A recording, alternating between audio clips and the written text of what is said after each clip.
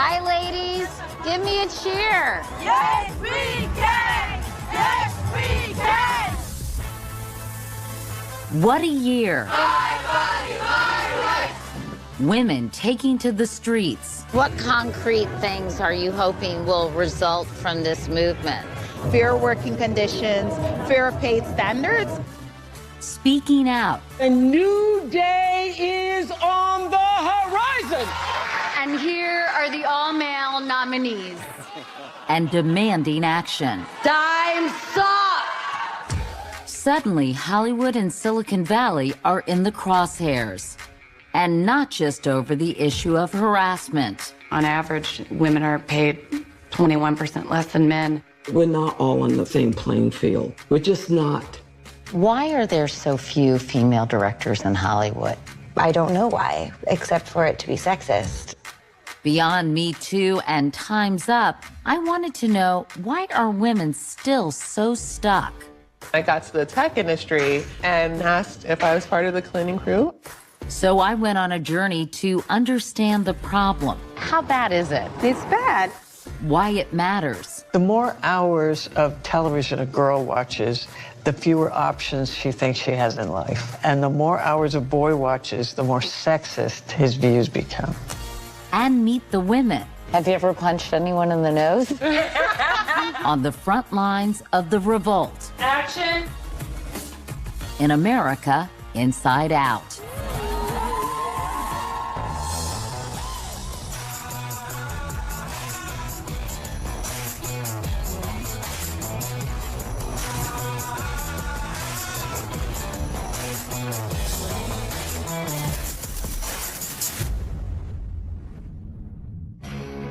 Rarely has a show captured the zeitgeist like The Handmaid's Tale.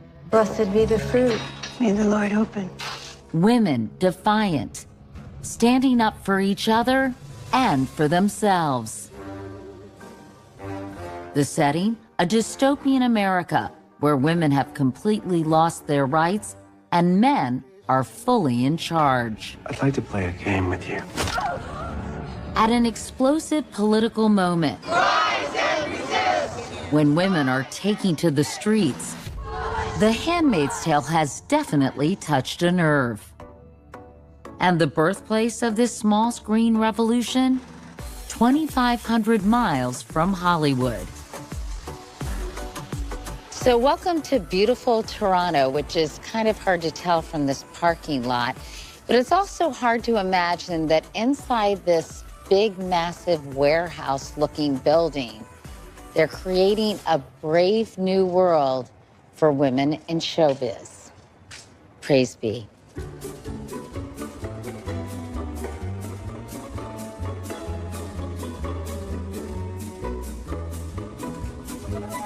Blessed be the fruit.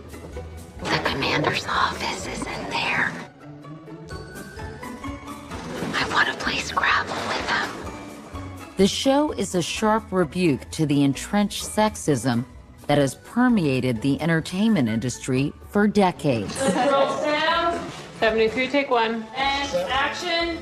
Women may be more than half the population, but according to the latest data, less than a third of all speaking roles were female. Behind the scenes, it's even worse. Last year, only 7% of movies and 1/5 of TV shows were directed by women. Another study found that 80% of high-powered entertainment executives are men. But the set of The Handmaid's Tale is absolutely teeming with estrogen. The cast is heavily female, and women are well represented in almost every job, from the writer's room to the technical staff to the people shooting and directing the action. We'll go right into the next one, which is Lizzie Len's One Camera. I built the baby kick for the first time last night. More than half of the episodes have been directed by women. For this one, Carrie Scoglin is calling the shots. Why do you think the numbers are still so pathetic for women in the entertainment business? The business is based on credits. And if you don't have the credits, they don't want to hire you. Sounds to me that you have to get that first big break in order to get in your foot in the door. As a male, you get to have promise and get the big break. You don't even have to have the big break. Whereas as a female, you have to have proven yourself, not once, not twice, but many times. And by the way, if you falter, you don't fail up. Do you think that things are changing for the better? Of course. Literally, this show, I would say, is the cornerstone to the true final floodgates. Elizabeth Moss plays Offred. I had another name, but it's forbidden now. And is an executive producer on the show. You might remember her as precocious first daughter Zoe Bartlett on The West Wing. I don't want this, Dad. Zoe, who are you? I'm Peggy Olson, the new girl. She later became a TV icon. Peggy, can you get me some coffee? No. As Peggy Olson, who transforms from a mousy secretary to a badass ad agency exec in Mad Men. And the Golden Globe goes to Elizabeth Moss, Handmaid's Tale. She's established herself as a new kind of Hollywood powerhouse, vocally, unapologetically feminist. We no longer live in the gaps between the stories. We are the story in print, and we are writing the story ourselves. We caught up with Moss in LA after she won not one, but 2 Golden Globes. You demanded that you be an executive producer on this series. Yes. For me at this point, I'm not going to get involved in something that is going to be using my face and my name and all of the hard work and not have ownership over it. How important is it to have women behind the camera as directors? There's a sensibility that a woman brings that is just different. Women know that we are not just strong. We are not just vulnerable. We are not just attractive or not attractive. We are many things at once, and we're able to see into that complexity. Why are there so few female directors in Hollywood?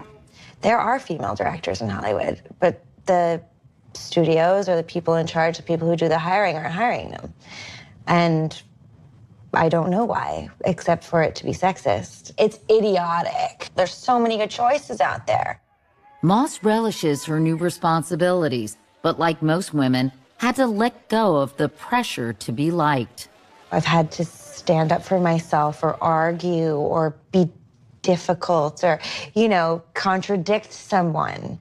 We're so conditioned as women to believe that we have to be nice all the time. We have to be polite. Accommodating, exactly. But I think in the end, you kind of have to just make a decision not to care whether or not anyone thinks you're off-putting. or thinks you're being a biatch, Exactly, right? Yes. Men don't seem to care whether or not they, get a bad reputation or seem difficult or demanding, so why should a woman? Actors like Jennifer Lawrence believe this so-called disease to please makes women unwilling to demand equal pay. I feel uncomfortable asking for more money. I don't want to seem like a brat. I don't want to seem like all of these things that are only words that are used for women. Last year, the 10 top earning male actors made nearly 3 times what the top 10 earning women made. But the 3 highest grossing movies of the year all starred women.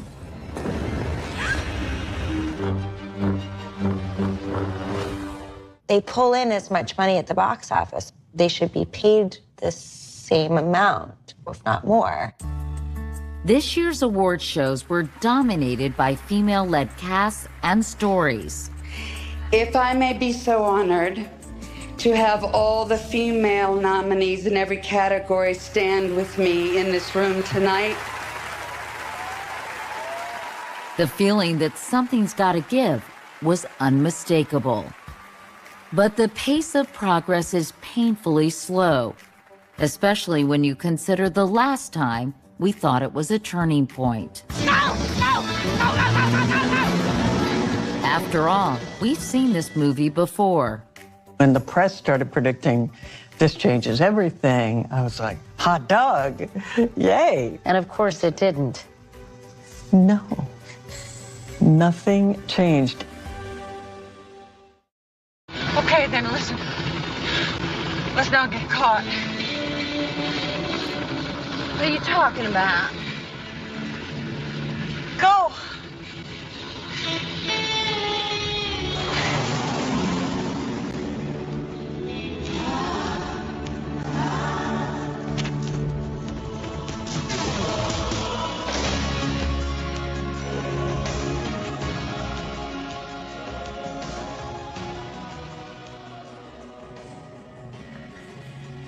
That actually makes me cry. I've seen it so many times. Thelma and Louise was an unexpected hit, a genre-busting buddy movie where the buddies just happened to be women. What was it like when that film came out in 1991? Gosh, more than 25 years ago. Yeah, I know. It was astounding because nobody expected it to have the reaction that it did. I just feel like I got a knack for this. I believe you did. When the press started predicting this changes everything, I was like, hot dog, yay. And of course it didn't. No, nothing changed. Geena Davis has spent much of her career trying to change things, especially after her daughter was born 16 years ago. Imagination. I started watching preschool shows with her. I immediately noticed that there were far fewer female characters than male characters in what we're making for little kids in the 21st century. I couldn't believe it. I just canvassed Hollywood. Every single person said, oh, no, that used to be a problem. It's not a problem anymore. We fixed it. And that's when I had the idea that I'll get the research and then be proven right. She did, and she was. In 2004, Davis founded the Geena Davis Institute to research how women and girls are represented on screen. Her initial results were even worse than she expected. You are not worried, are you? Me? No. She found in kids' content, male characters dominated the storylines and appeared twice as often as their female counterparts. Most often, female characters are serving as eye candy, they're hypersexualized, or they just don't have enough to do. Pains me to see you reduced to this, Jasmine. You may be thinking, oh my God, who the hell cares? But it matters a lot. And Davis says the impact can last a lifetime. The more hours of television a girl watches, the fewer options she thinks she has in life. And the more hours a boy watches, the more sexist his views become. We're teaching kids from the beginning that girls are less valuable than boys. And they're taking it in unconsciously. But she says 2 recent films actually hit the bullseye. I used to shoot archery, and my archery coach called last year and said, suddenly, in 2012, girls' participation shot up 105%. And what happened in 2012? Brave and Hunger Games. The impact was immediate. Thank you for your consideration. It's like they went out after the movie and bought a boat. She decided to expand her research beyond children's fare and teamed up with Google and the University of Southern California to develop the Geena Davis Inclusion Quotient, or GDIQ. It's analyzing exactly how much time the characters are on screen and How much do they speak? You did the math. Yes, sir. I look beyond. It's hard to believe, but even in Hidden Figures, a movie about 3 African-American female mathematicians, the women speak less than half the time, and they're on screen just over half the time. Hidden Figures actually scores better than most of the movies that have been put through the GDIQ. Davis is convinced that once studios see this data, the numbers for women will improve. Absolutely. I met up with Allison Schroeder, the screenwriter for Hidden Figures at the NASA Jet Propulsion Lab. Even with their limited screen time, she believes the 3 female leads opened up a world of possibilities for little girls everywhere.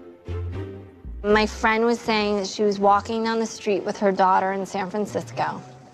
She was holding her daughter's hand. She saw 3 African-American women walking towards them, and she said, "Mommy, Mommy, look, astronauts." What would she have thought 6 months ago?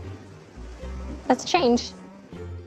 We don't have to wait for society to turn things around and then we'll reflect it on screen. We can change how the world looks on screen in fiction, and then life will imitate art.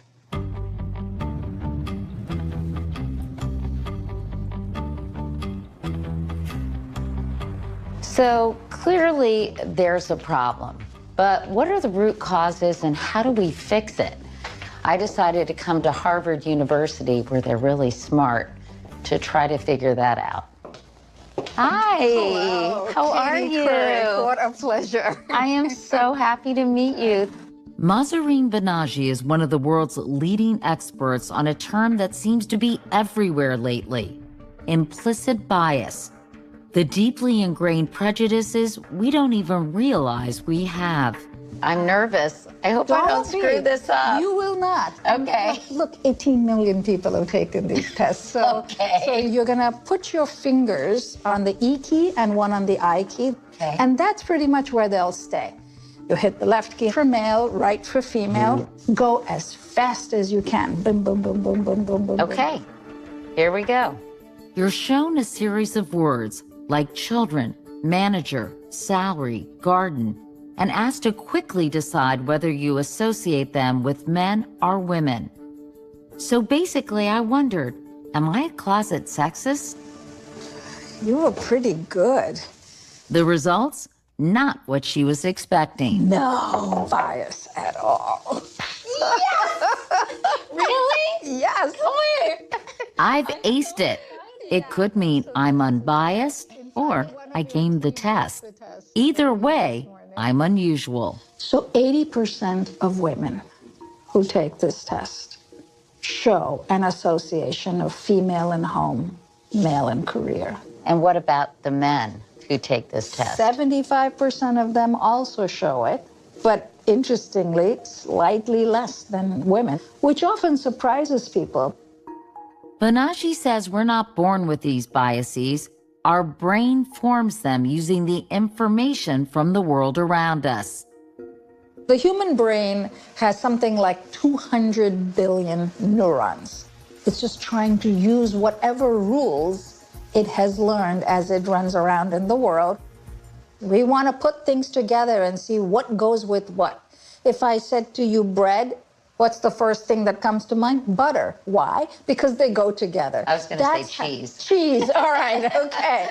All right. French Katie says cheese instead of butter because the vast majority of us have very strong associations to any particular object that we've learned about.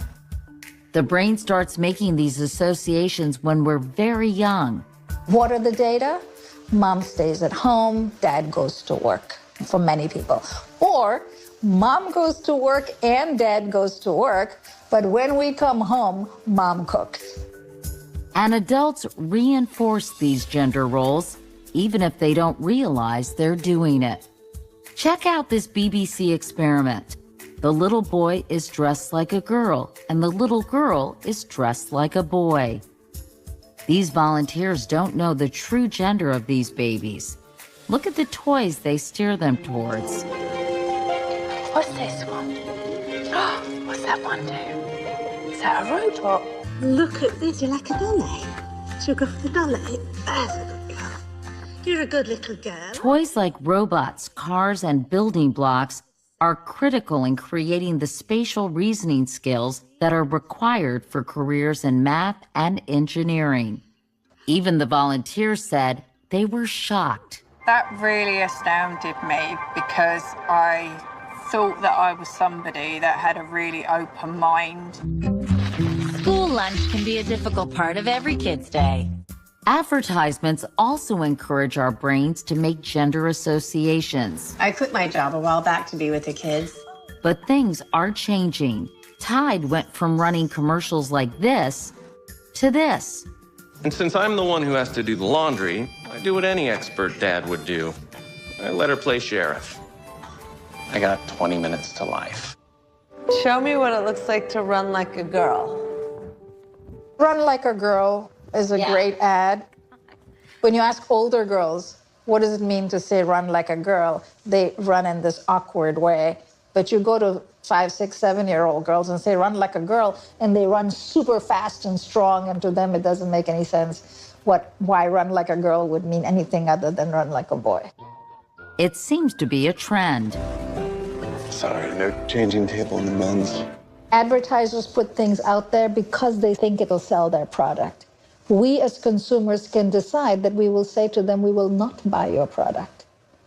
And then that changes the advertisement. I think this full cycle is worth thinking about because it does give us power to say we can decide what kind of society we want.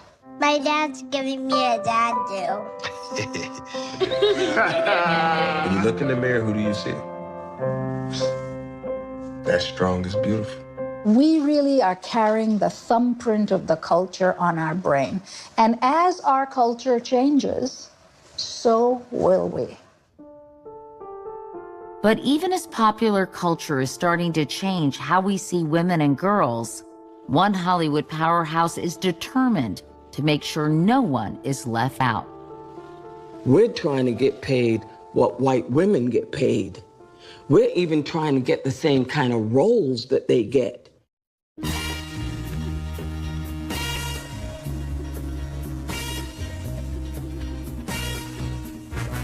I've come to LA to talk with one of the biggest stars in Hollywood right now, someone who has dealt with and seems to have conquered the challenges of being female and Black in an industry that hasn't always been receptive to either. And the Oscar goes to Viola Davis. To my husband and my daughter, you teach me every day how to live, how to love. I'm so glad that you are the foundation of my life. Viola Davis has emerged as one of the most celebrated actors of her generation. You hurt my son to get your way. She earned her first Oscar nomination in 2008 for Doubt. My husband will kill that child over a thing like this. And won for Best Supporting Actress in Fences. Don't you think I ever wanted other things? Don't you think I had dreams and hopes? What about my life? What about me? But it took TV to make her a household name as complicated, explosive defense attorney Annalise Keating on the hit show How to Get Away with Murder. Viola Davis, How to Get Away with Murder. Her performance earned her an Emmy in 2015, making her, shockingly, the first Black woman to win for Best Actress in a Drama. She didn't waste the moment. The only thing that separates women of color from anyone else is opportunity.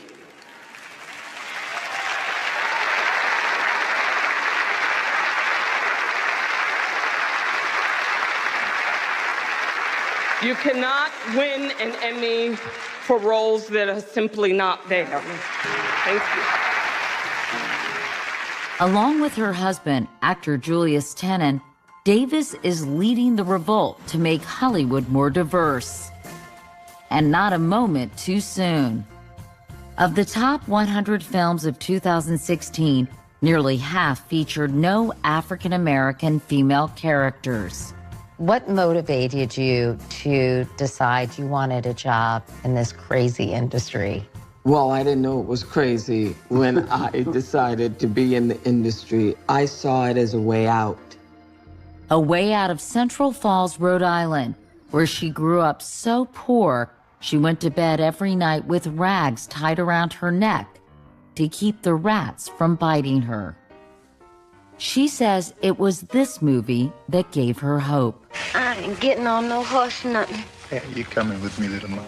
When I first saw Miss Tyson as Jane Pittman when I was like 6 years old, I thought to myself, if I could do that, if I could make that my life, then I could be happy.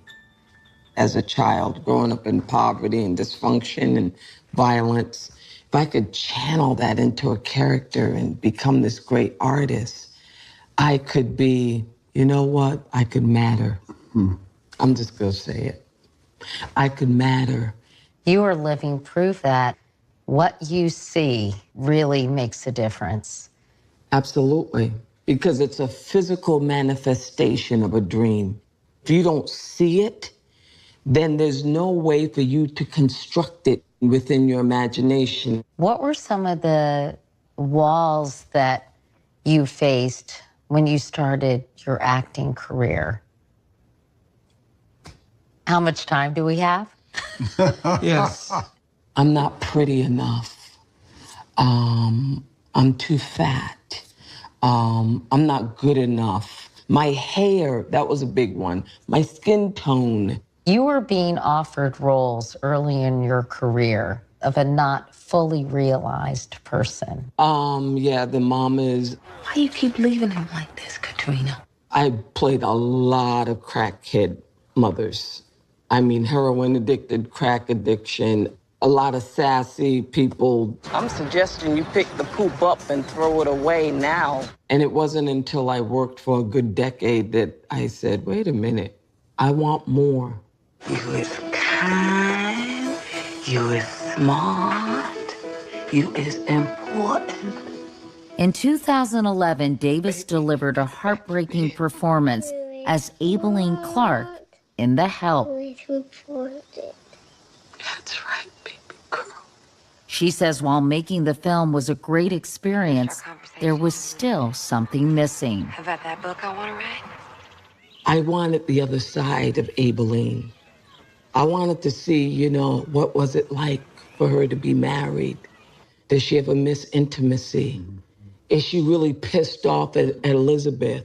What she calls Elizabeth when she's not around her? You know, I wanted to see that. Instead of the perspective of Skeeter. I was cool with that. What I wasn't cool with was our voices being somewhat stifled. I think that if you had a microphone and put it in front of these women, that what they would say is not something that would be nice. No one had ever asked me what it feel like to be me. I rewatched The Help recently, and I love the line at the end when Aibileen says, nobody ever asked me what it's like to be me. Absolutely. In a way, that is emblematic of how you felt. Absolutely. That basically is a metaphor for me as an actress of what's missing in the industry, the three-dimensional human being. And that's not the only thing missing. Of the top 10 highest-earning actresses last year, none of them is Black. My big thing as a Black woman, and I think I could speak for most Black women here in Hollywood, we're trying to get paid what white women get paid. We're even trying to get the same kind of roles that they get. She should be getting roles that reflect the talent that she is. That's how Juvie was born. Juvie is the production company Viola and Julius founded 7 years ago to broaden the possibilities for actors, writers, and producers of color. The most important question you can ask is why? Why does a woman have to be a size 0 in order to have a love interest on screen? Why does she have to be lighter than a paper bag? Why can't she be dark-skinned? Why can't I wear my natural hair sometimes? We're waking them up to understand that art is indeed a reflection of life, and we're in that reflection. Hi. Hi. Julius invited me to stop by the Juvie offices to sit in on their weekly development meeting. And I also just feel like the Black teen male experience hasn't really been explored much on television. Sometimes disrupting the system means being open to who can play what character. Letting it be authentic to the role and the story you're telling, as opposed to saying, this is a white person, this is a Black person, this is an Asian person. It limits the opportunity for everyone except for who the writer has already told you should be in that role. But if you just describe the character's a doctor, he's tall, he's handsome. The doctor's attractive instead of tall and handsome. Yeah. Exactly. Yeah. Because you just made him to a man. Mm-hmm. No, good point, right? And I think having these kinds of conversations with writers when we bring them in, when we talk about characters, could be, you know, getting them to think out of the box. Frances McDormand had another suggestion on Oscar night. I have 2 words to leave with you tonight, ladies and gentlemen. Inclusion writer. It's a clause that allows stars and directors to demand diversity on their productions. I'm ready to party! The man who brought us Bridesmaids and Ghostbusters with an all-female cast was one of the first to make this pledge 2 years ago. It's a way to put into a contract that, you know, the people in charge of this project have to make a concerted effort to get 50-50 parity behind the camera.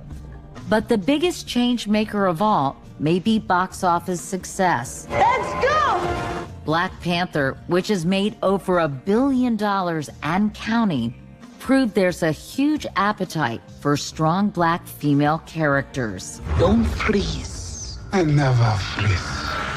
Including one of Juvie's upcoming projects, which will star Lupita Nyong'o and Viola Davis.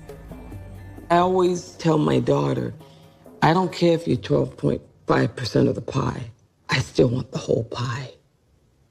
I know I'm not going to get it, but I want all of it. I want what Meryl Streep has. I want what Sandra Bullock has. And I want that for all these young, really great actors of color. When you really want to make big changes, really big changes in a big industry, then just dare to swing the pendulum just a little bit. That's all it needs. I feel like that's revolutionary. But Hollywood isn't the only industry in need of a revolution. Next, I head north to Silicon Valley to meet the women calling for change there and the former Google engineer who claims men are getting a raw deal. You think you faced a certain kind of discrimination.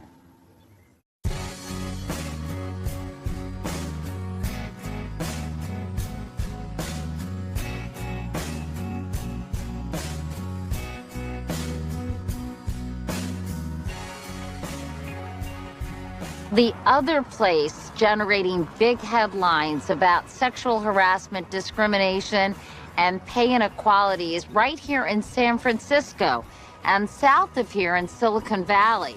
Now, these are the people who will really be determining what's on our screens in the future.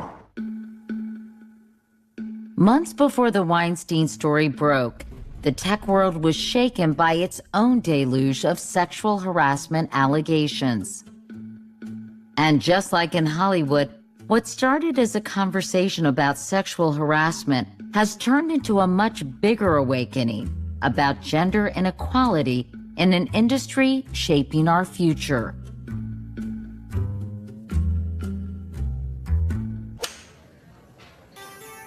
What better place to gather some war stories from women in the trenches of tech? Hi, ladies. How are you? Than the golf course. Well, in this case, the miniature golf course. I'm usually only good at things that involve books. Aubrey Blanche is head of diversity and inclusion at a software company. Erica Baker is a former engineer at Google. Karen Snyder is the CEO of her own startup. And Lisa Lee is head of diversity and inclusion at Pandora. Ladies, I believe you ordered these. Oh, Okay. What have your experiences been like as a woman in tech? I've been writing code since I was 10 years old, right? Like, it's been part of who I am for a long time. And I got to the tech industry and I immediately got pushback. Like, are you sure you're supposed to be here? Like, is this for you? Why do you think they were so skeptical? Oh, because I'm a Black woman, right? Like, the picture that we painted of what an engineer looks like in the media and society is a white man. In a hoodie. In a hoodie now, used to be in a pocket protector. I've been asked if I was part of the cleaning crew. I've had an executive at my former company ask if I was my teammate's assistant, and it's extremely frustrating. Or asked to grab the water, Right. asked to take the notes. Have you ever punched anyone in the nose? Their stories are not unusual. Just ask Kara Swisher. How did we get here?